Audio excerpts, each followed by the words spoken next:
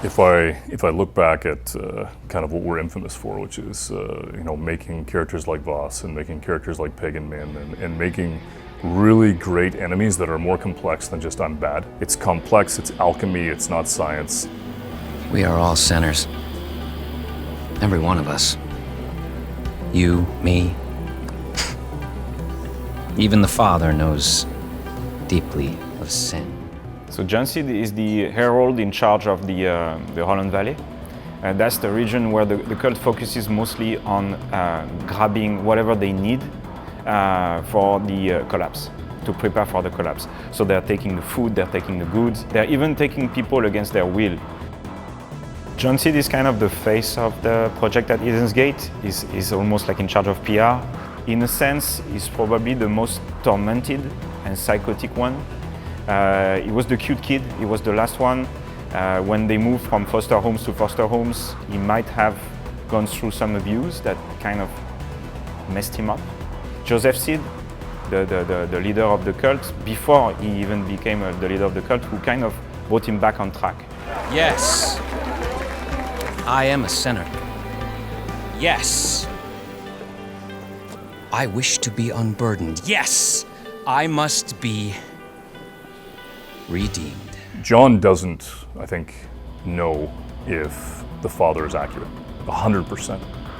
But he's somebody who's experienced great trauma in his life, and he's somebody who's overcome that, and he almost feels like he's a Superman, because everything that could have been visited on him was, and he survived it. John is preaching this, just say yes to everything, live life, just say yes to everything.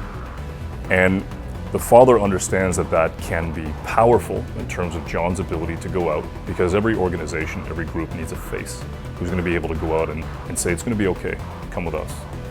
But he also understands that that can be toxic and too potent. And what's really powerful about that is that you watch as an older brother and a younger brother.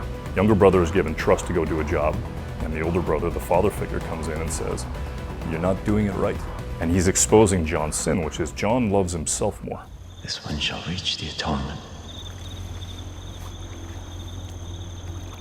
or the gates of Eden shall be shut to you, John. Yes, Joseph. In the game, there is a video at some point which is something that they advertise, which is the power of yes, and how being able to say yes would free you from any constraints. He's pushing the voice of the Father even further than the Father would be doing. So he needs to be reined back in. When he's starting to lose it, Joseph comes in, reminds him that he needs to keep the boundaries there. It informs the entire relationship between them, but it also shows that underneath, everything is not perfect. You see it in John's eyes that he begrudges being chided by the Father.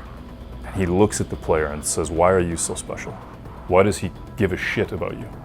And then he says, well, I'll find out. I'll crack you open and I'll find out what's inside. And that's haunting. You will confess every sin you've ever committed, no matter how petty, no matter how small. I will pull from you. John Seed, I think, is scary because he wants to impress his older brother. So that makes him kind of a dangerous man. And when he's facing the threat that the player is bringing to his region, then he kind of loses it, because that's gonna make him look bad to the eyes of Joseph Seed. Not this one.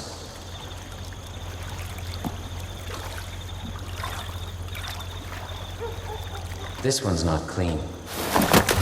The goal for us was to make a really potent character in John, who attacks the world or explores the world in a very specific way. If you're building a villain with complexity of John, one of the really interesting things about somebody who has nothing to lose is that you can't bargain with him.